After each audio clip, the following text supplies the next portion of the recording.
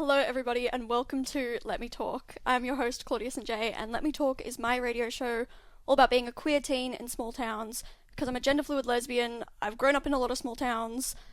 I want to talk about it. Last episode, we did my birthday episode. Thank you, everyone, if you tuned in. If you didn't, we talked about the Stonewall Uprising. We did a brief history on the Pride flags. That I did mention a Q&A, and I told everybody to forget about it.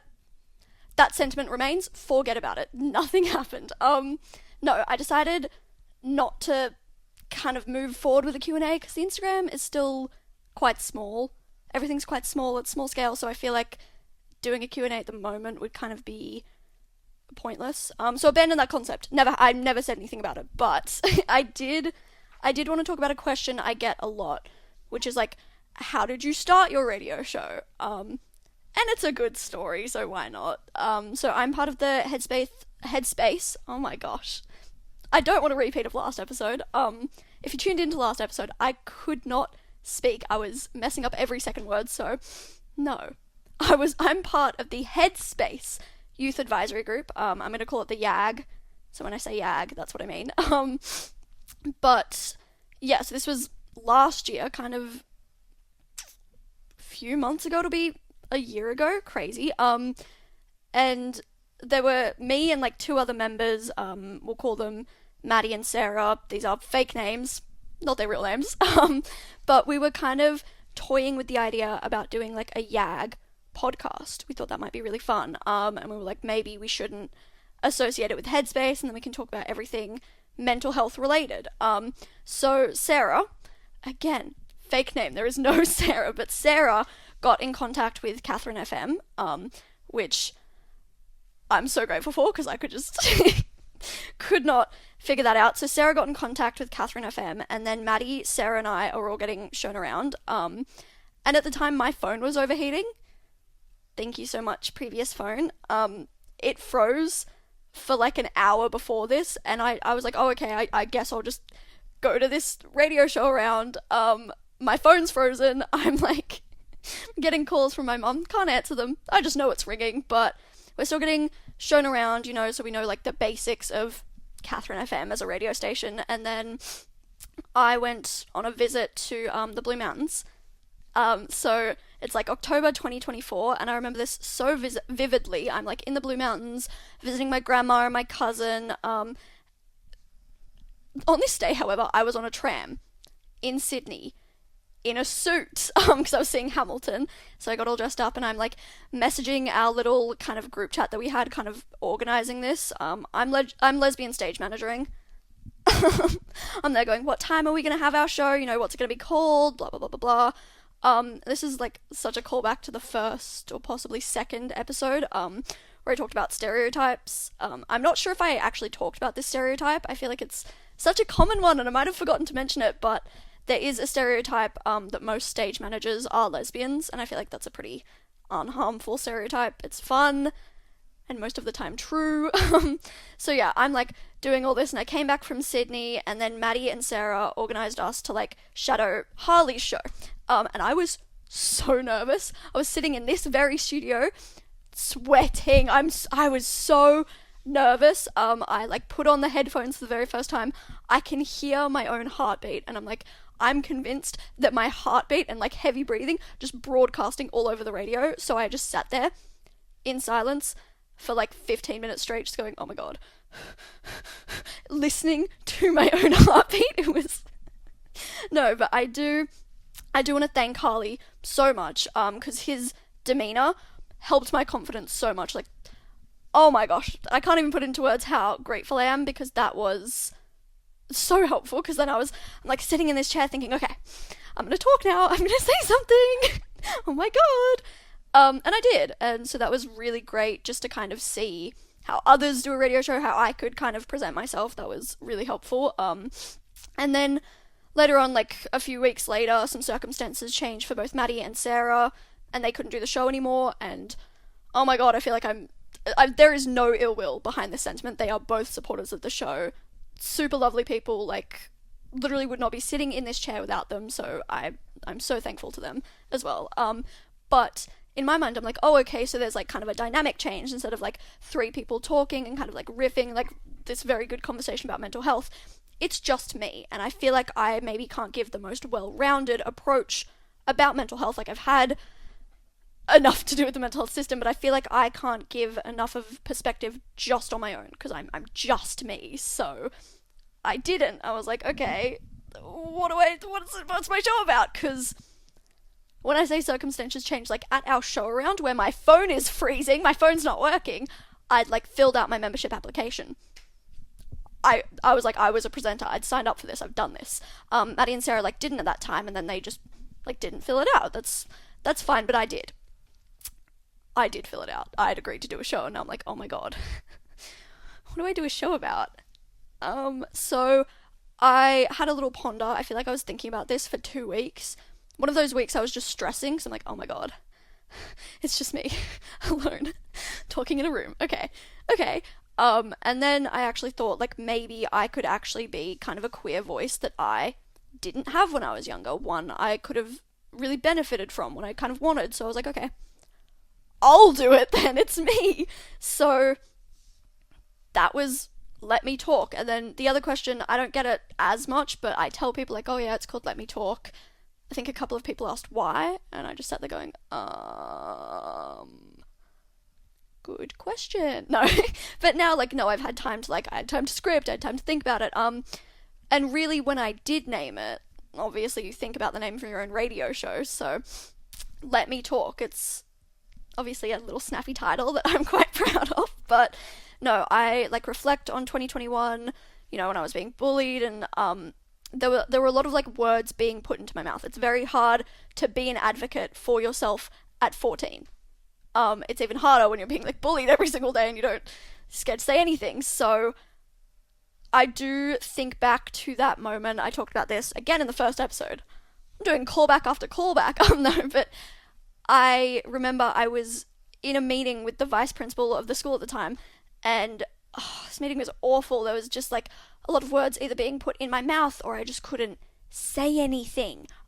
It felt very, very impossible, and I remember being this tiny little 14-year-old just going, oh my god, let me breathe, let me do anything, let me talk.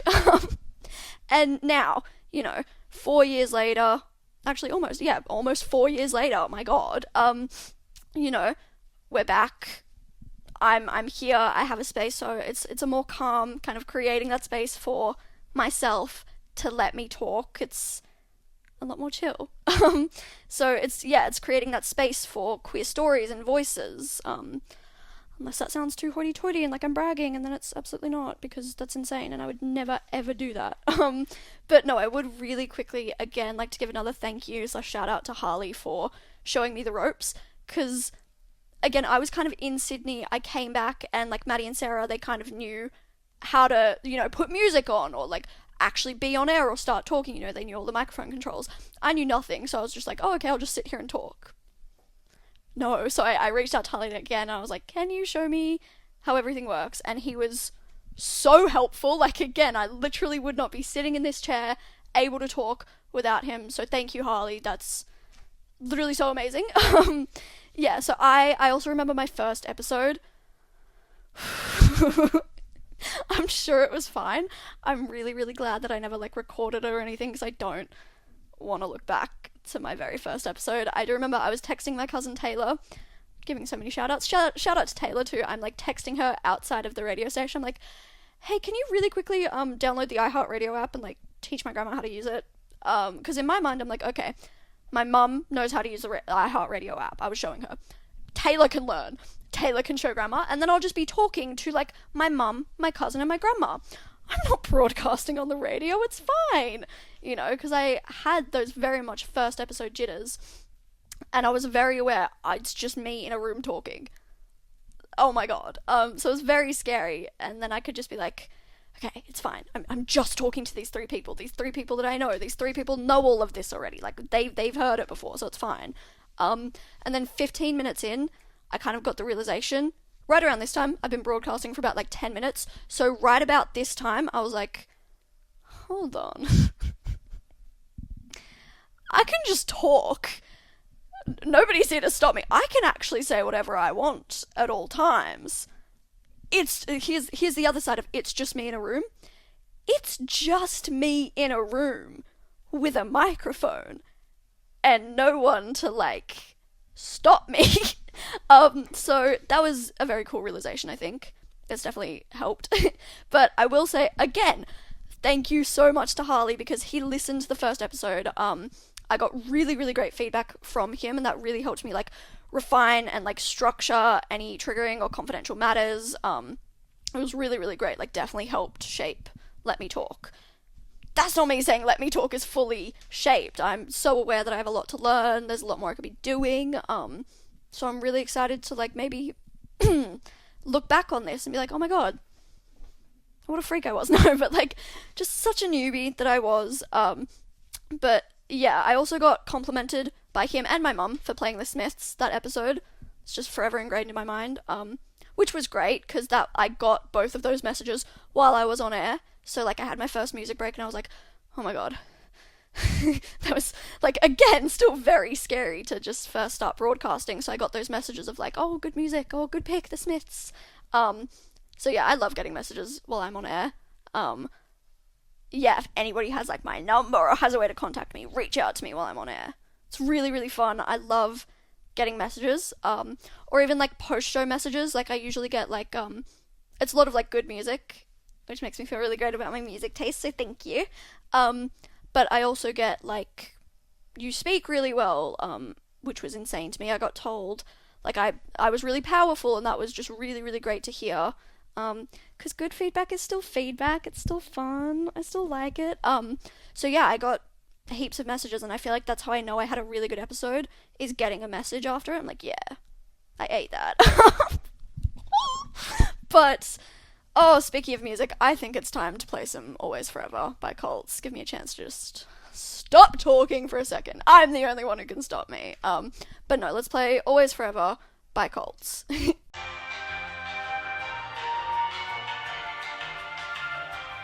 Alright, another tangent. I feel really, really tangenty today. So, I want to talk about something I've seen. Haven't really heard it personally, kind of. I feel like I've heard like a micro version of this, but I've seen this a lot online, and it's like the quote of like, being gay is your whole personality, or like, I'm fine with gay people if they don't make it a whole thing. Can we not? Okay. I hate that I like really have to explain this, but no, I chose to do this. But being queer, realizing it, and being proud of it is a massive journey. And people should never stop talking about it. I'm not gonna stop talking about it. I made a whole radio show about it, so I'm definitely not gonna stop talking about it, but, pride should never stop existing. I will concede this kind of, like, I'll concede that some people use being gay or being queer as kind of a scapegoat for bad behaviour. It is rare, but it's found. I see it. I don't see it a lot, though. Here's the thing. Most queer people who talk about it, and let's say ruffle some feathers, just by existing, they get told this. They get told, oh, why do you have to make it a big thing? Because Virginia has amended part of its 2020 ban on conversion therapy. What does this mean? A judge overturned part of the ban, and this means that the use of talk-based counselling to try and change a child's gender or sexual orientation. Medical associations and LGBTQIA+ advocates have discredited this method. Oh my god, I can't do this again. This method, and argued that it is harmful. Because it is. It is harmful. If you're wondering how this happened, a conservative group sued over the ban and then announced a change on the 5-year anniversary of Virginia becoming the first state in the South to ban conversion therapy on minors. Let me emphasize this again. Just in case you missed it, the ban for conversion therapy on minors lasted 5 years. Half a decade. And that's it. The decision comes months after the conservative-led Supreme Court agreed to hear a challenge to Colorado's law banning conversion therapy, which could determine the legality of state bans on conversion therapy nationwide. We are watching the beginning of something very, very dangerous. It's hard to be a young person and queer. I pray that I've gotten that across. If I've done nothing with this show, if I've done all but one thing, no, that's wrong. If I've done nothing, but just this one thing, let it be that I've emphasized that it is so hard to be a young person and be queer. And there are so many thoughts, and I've tried to kind of display them on this radio show, but there's internalized homophobia and self-discovery. It is confusing and insane. And then imagine just having that. Just imagine just figuring out your sexuality and also being a teenager. Oh my god, it's awful! I get so angry about this. No, but it is.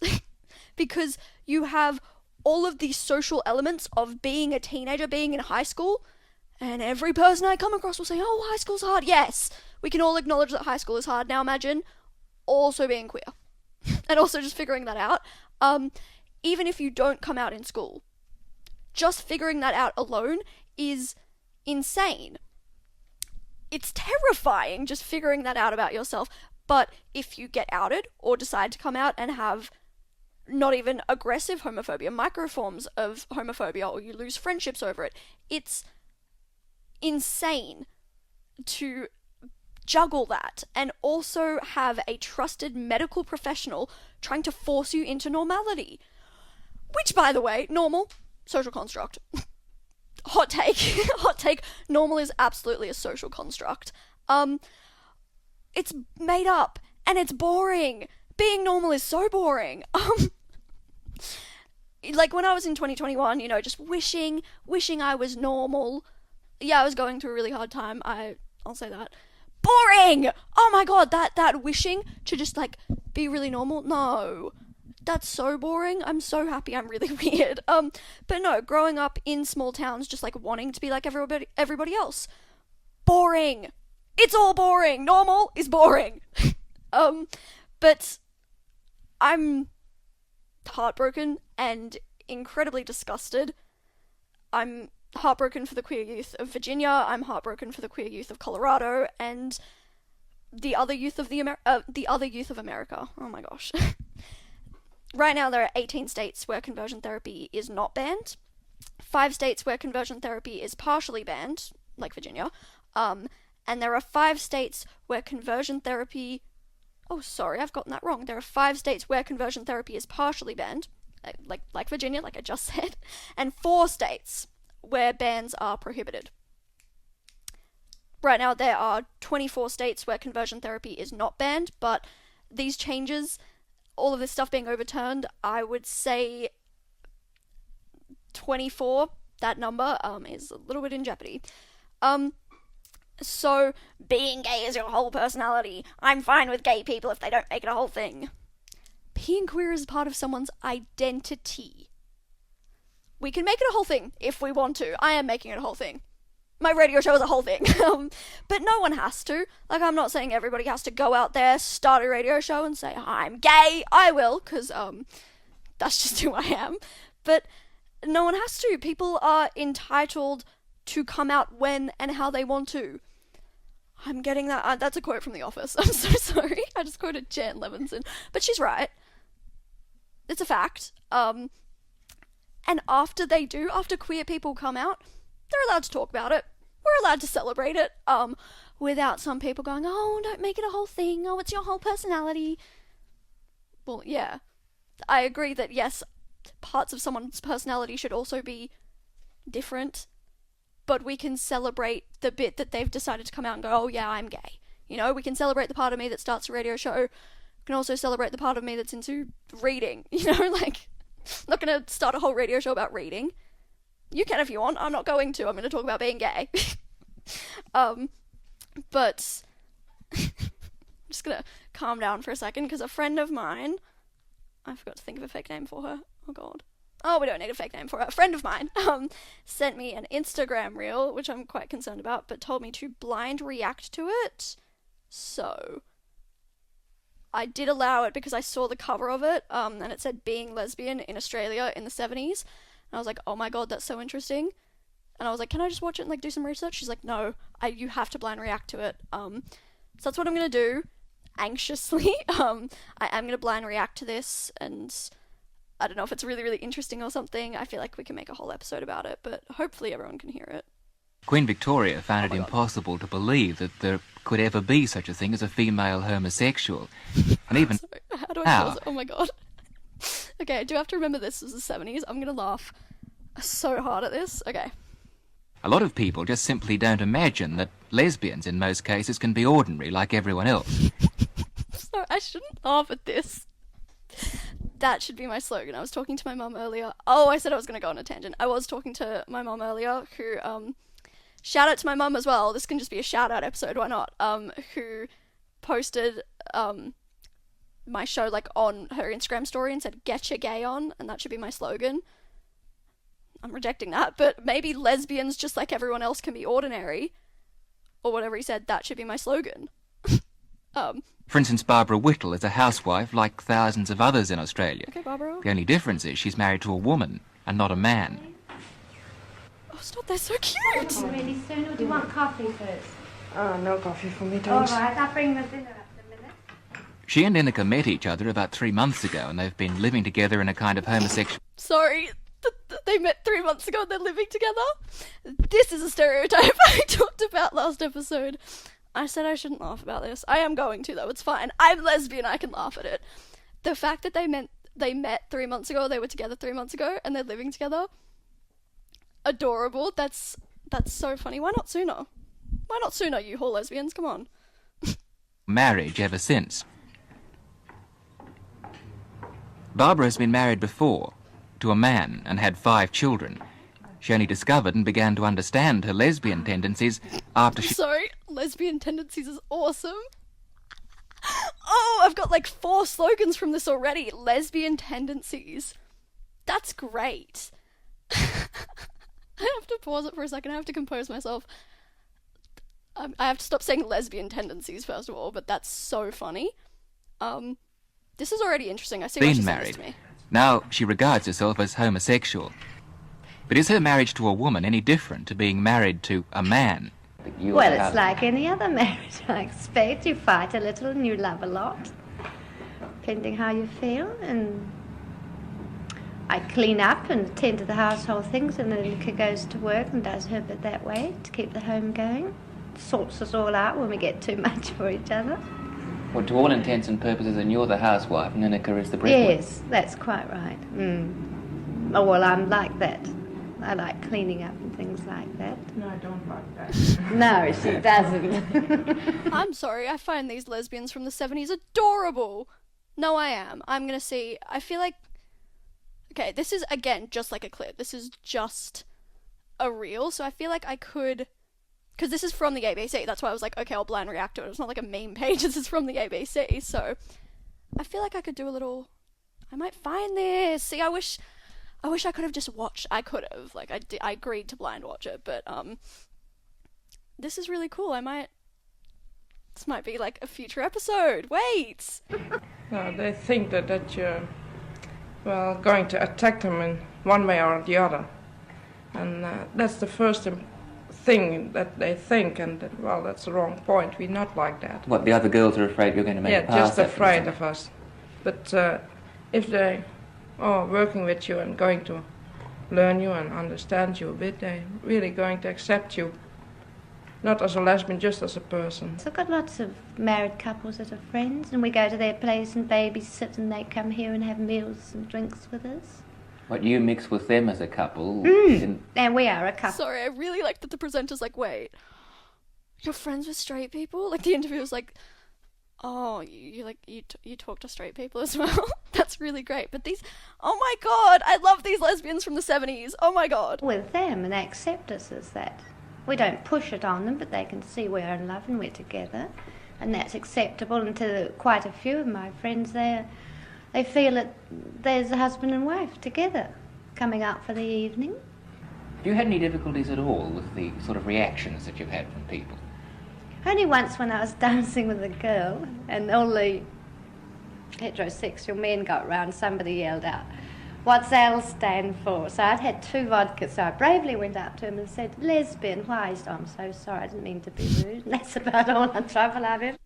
Okay, I love her, but like, yeah, that I feel like that is the case with most small-minded people. You're just like, oh, this. They're a little bit shell-shocked. They don't really know what to do. Oh my god. As Annika said, there are people that don't understand, and when you don't understand the thing, you're inclined to be frightened of it. But I think one day it will come that it'll be so accepted it won't even be thought about if you're lesbian or not. Queen Victoria. That was the whole reel. I really liked that. Okay, I can see why she sent that to me. I feel like I should have more collected thoughts than this. That was just really, really cute. I wasn't ready for that to be so adorable. Oh my god. I'm lost for words. I should have waited to play music after that. Because, oh my gosh. That was just really, really heartfelt and touching. That was adorable. Oh my god. It kind of does tie in with my next topic, which is like gay awakenings. And I guess I'm blanking on her name. I'm sorry. I'm going to play it really quickly. We can all listen again because I'm not disconnecting this from the station. Queen Victoria Sorry, found it everybody. impossible I'm to just trying look believe at her that name there again. could ever be such a thing as a female homosexual. And even now, a lot of people just simply don't imagine that lesbians in most cases can be ordinary like everyone else. My slogan? For instance, Barbara Whittle is a... Okay.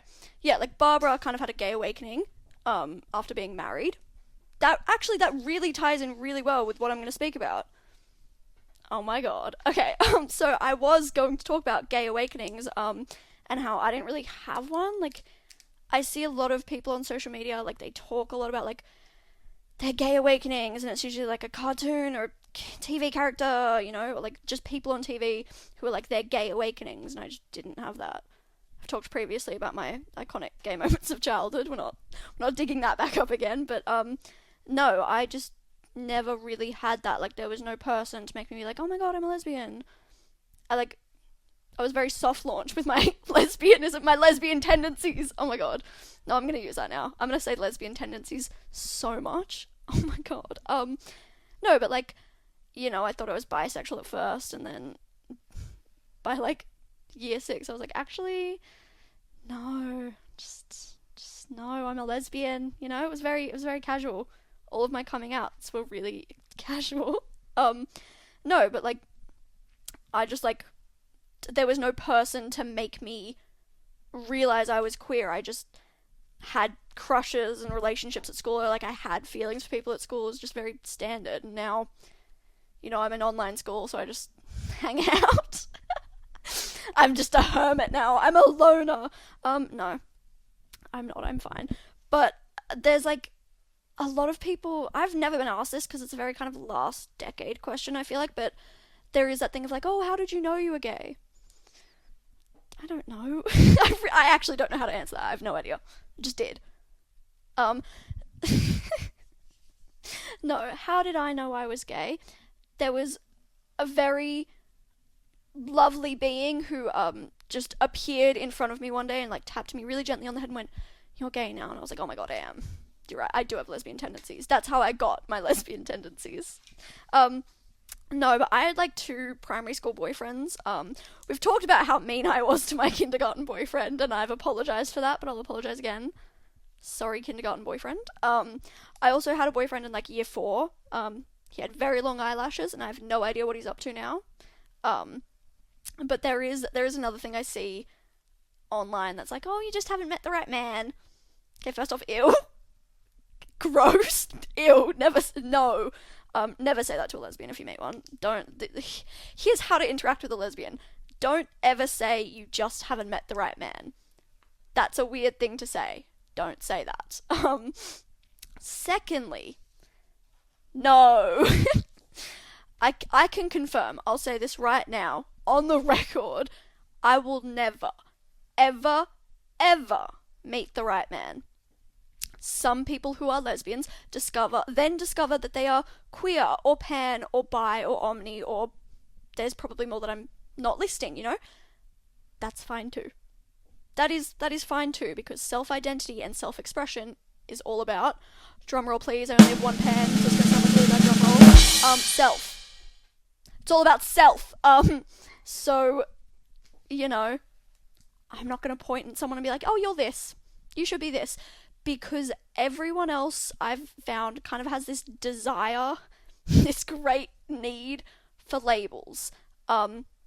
And I feel like, yeah, labels can and can't be useful. Like, they're good to first learn about, you know, like I feel like most commonly known terms like gay and lesbian, you can look at those and be like, oh, okay, I kind of relate to that. Like, you can do some research, I guess, I don't, but that is how people can be like, oh, okay, I kind of relate to that. Like, you know, that's how you deal with your same-sex feelings, I guess. That's, like, a good way to start, but then, you know, you don't have to have a label. It's the same thing I just said 20 seconds ago. Self, because I have labels. I say this in my intro. I'm gender fluid and I'm a lesbian. That means I go by any pronouns and I'm a lesbian. I don't need to give the definition of lesbian, but yeah, with the whole like labeling thing, I feel like there are so many attempts. This is specifically online. This is why I say like social media is kind of that double-edged sword, because there's this attempt to dictate what queer people do, and that is useless and harmful.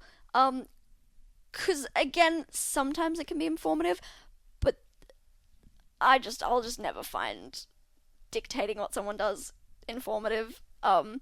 We have an unlimited thing of resources in the brick in our pockets. It's everywhere. There's enough to do some research, and like, yes, social media can be a good place to start and like learn about something, but then get off social media. Don't let anybody ever tell you your sexuality or diagnose your mental illness on social media, because they love to do it and I hate to see it.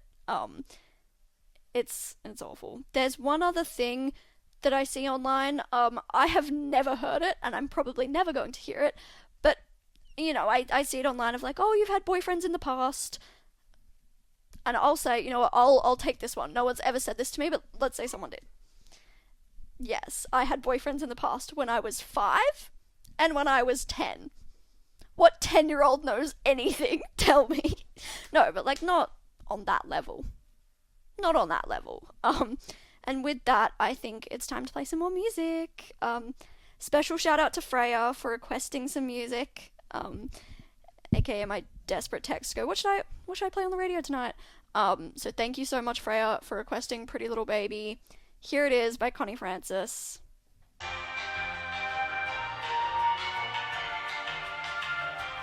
In our final... Everybody ignore that never happened. In our final 7 minutes together, I just wanted to really quickly talk about the future, because I feel like there's been a lot of future talk in my life, because I'm 17 now, in year 11, everybody's talking about university and like ATARs and everything, and I have like the aspiration to go to Melbourne and become a speech pathologist, so I'm excited to experience like Pride Month and day-to-day life in the city, because I feel like I've never had that like queer experience in the big city, and I feel like that would be really fun. Is that idealistic? Probably. But no, I appreciate most of the small towns I've lived in, especially Catherine. I literally wouldn't have a radio show without it. I wouldn't have this space to just trap you all here and talk for an hour. But yeah, no, I also have so many dreams. I have dreams of like experiencing a healthy, sophisticated like queer relationship, which is something I just won't get in high school. It's not something I'm going to get now with online school, and that's fine, because I've been saying for the past like 3 years that I hate high school relationships. They feel like a nightmare. So no, I'm happy I won't do that. There's no hard feelings there. But now that I'm like in year 11, I've kind of like recovered from the bullying. There are like fears of growing up queer, which I wish I could shake. Don't want them anymore. That's fine. They can stay in 2021. But no, like coming out is definitely still weird. There's parts of me that just don't care. Like my mum, shout out to my mum again, who's very sweet. She'll go, oh, can I tell this person you're lesbian? Yes. They can also look at me. That's no. But there is like in some situations you know and you don't know if it's safe to come out, and that's like hard to analyze. It's scary and it's weird still, and I feel like there's a part that just always will be weird. And I know I'm incredibly privileged, and I'm so grateful to be privileged to be in 2025 where it's primarily safe to come out. I'm also privileged and very, very grateful to never be told, like, oh, it's a phase. Another shout out to my mum for being accepting. Thanks for buying me a lesbian flag, mum. Love ya. No, but like the only like weird not accepting thing was on like my dad's side when he called my mum and went, oh, I accepted her for being gay. Good for you. So did she. But no, that's like the only weird thing. I know I'm incredibly, incredibly privileged to have accepting parents and accepting grandparents. Again, shout out to my grandma for supporting this radio show and listening to it. Like, I know there's others in my position that are not like that. And like my aunt and my cousins are listening right now because they're accepting. So thank you for listening, Haley, Callum, and Logie. Thank you so much. That's me done for the night. I'm going to wrap up a whole 4 minutes early. But thank you so much, everybody, for listening to Let Me Talk. I'll be back in a week. Next episode is going to be very, very exciting.